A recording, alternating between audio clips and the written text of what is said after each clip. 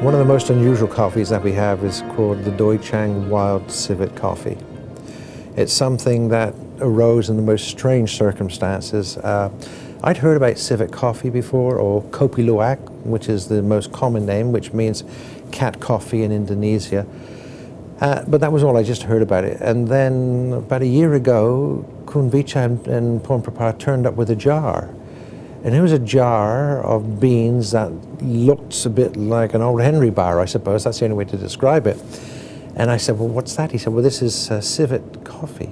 The digestive juices of the animal do provide a little bit of an exotic finish to the taste of the coffee that can't really be created any other way.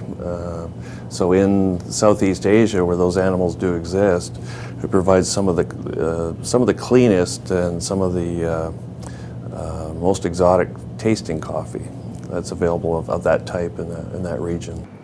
So here is a very special coffee from Doi Chaang. Special insofar as this coffee is an animal processed coffee, and that is the civet animal feeds on the best cherries in Doi Chaang, best coffee cherries. It swallows the cherries, and the body then digests the cherry, and the beans either pass through or they're regurgitated. If they pass through, they end up looking like this. This is as they are gathered by the farmers under the trees.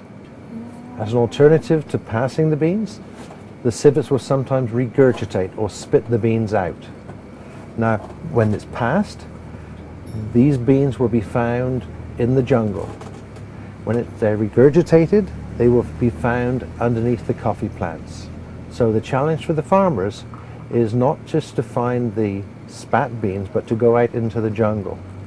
What's special about the Doi Chaang civets is that they're wild.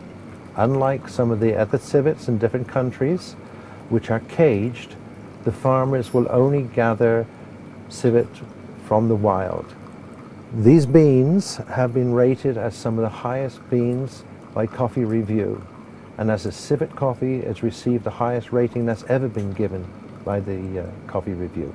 So when drinking this coffee, what will be found is it has all the characteristics of a Doi Chaang coffee bean, but it has an additional sweeter flavor, almost like a lingering honey flavor to the beans. As a result of the scarcity of these beans, only some 100 kilo are gathered every year, and of the quality of the bean, this coffee sells for some $500 a pound. It is sold in some of the most exclusive retail shops and coffee shops in the world. Very often it will be sold for up to $40 or $80 per cup.